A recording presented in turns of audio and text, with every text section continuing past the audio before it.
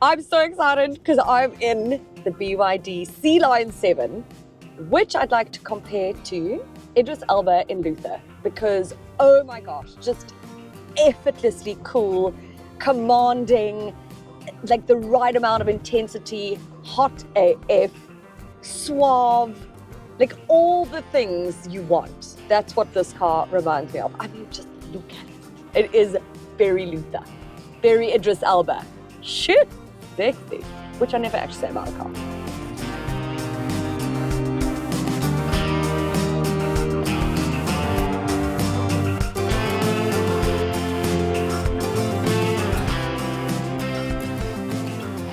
If you are looking for car insurance, be sure to click on the link under the description of my video or go to hippo.co.za because you will get up to 12 quotes and possibly save yourself up to 455 Rand per month. Surely that is a no-brainer. So we've seen a massive push from BYD in South Africa. Now, bearing in mind, this is a manufacturer that's been around like 30 years and it's taken on and surpassed Tesla. Not really surprising at this point, to be fair, and actually amazing. So go BYD. BYD, by the way, means build your dreams. Someone said to me, is it not bring your drinks? And I much prefer that. I think we should, that is what I'm going to rename it. So BYD is bring your drinks. And then instead of the Sealion 7, we name it the Orca. Because someone told me that sounds better. Or killer whale, just killer whale. But anyways, so we first saw the Atto 3, the Dolphin, and the Seal EVs come in 2023 into South Africa. And now this year, beginning of this year sort of, we saw the Shark arrive and then the Sealion 6 and Sealion 7, which is what I'm driving. The Sealion 6 is the plug-in hybrid version of this. This is full EV. It's like their very premium offering of an electric SUV, and premium it is. My goodness.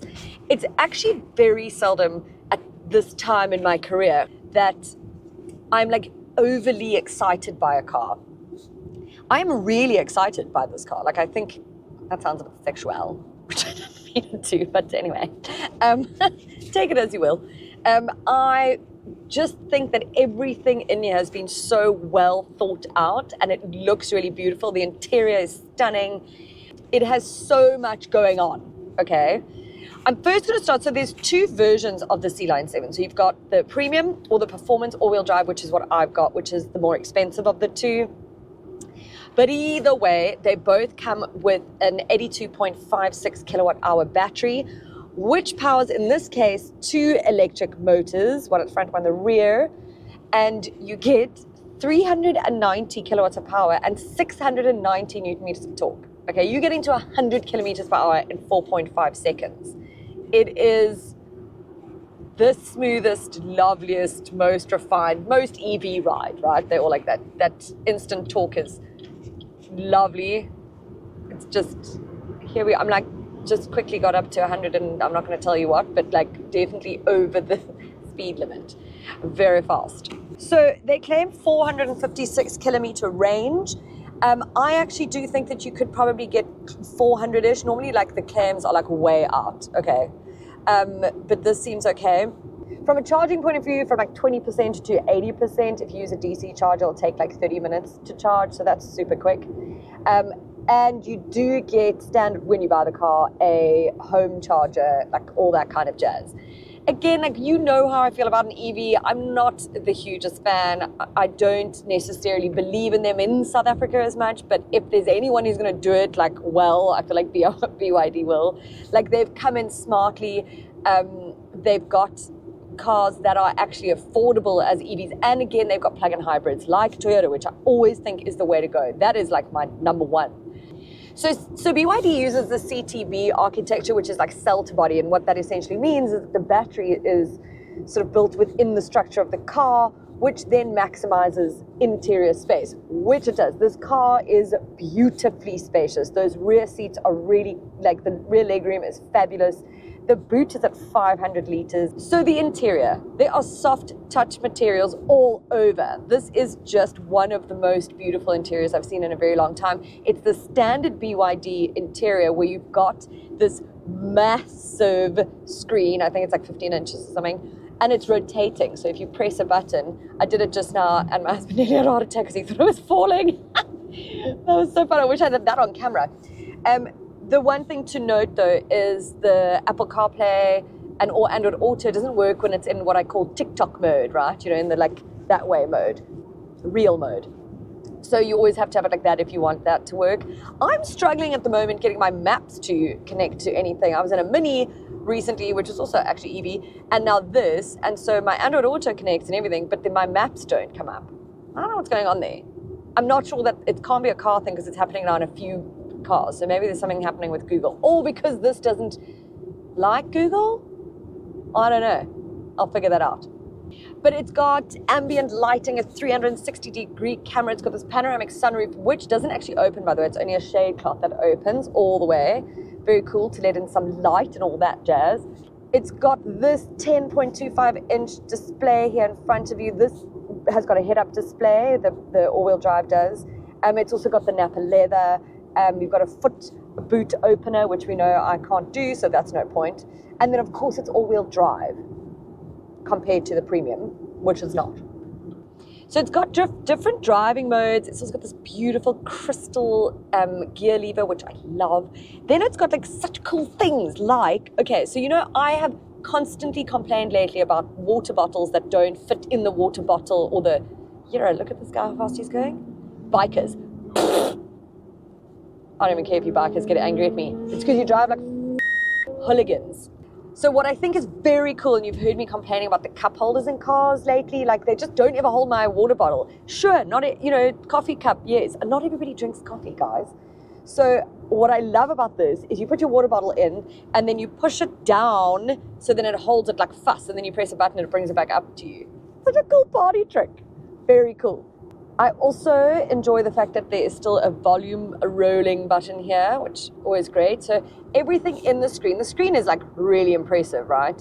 But like all touch screens, I do have a bit of a problem with it because you have to go into things.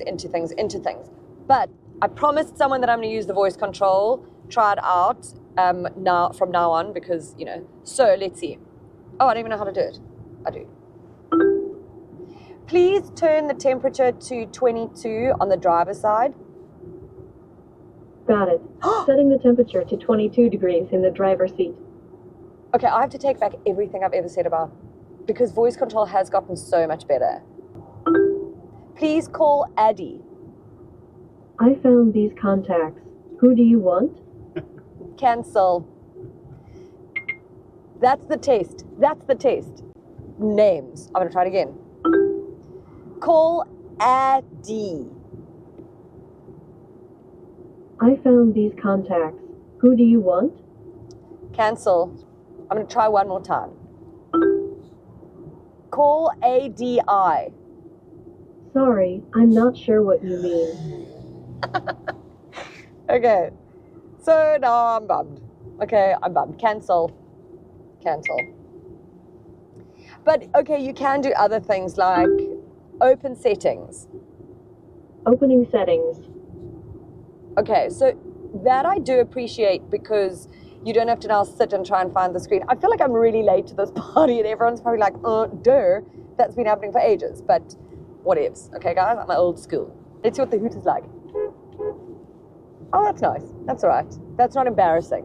Okay, so overall quality, overall impressions, like, okay, 1.1 million for the premium, 1.3 million for this all-wheel drive version. Look, you can get an Volvo EX30, the Ultra twin motor, or you could get a Mercedes EQA. I think what it is, and I'm not dissing any of those, okay? Like, and I'm a big Volvo fan in general anyways. But again, I'm not a big EV fan. But I find this to be the one that really makes you feel like you're sitting in the future, and that you're with an automaker that is very ahead of the game and potentially could take over the world. I have that feeling with BYD. So if you've got like 1.1 million, unless you want the all-wheel drive, like, just, I wouldn't worry about that. Like, I would go for the premium. I think it's as beautiful and as lovely. Then get your backside into a BYD. Get it into a Sealion. Get your bum into a sea lion.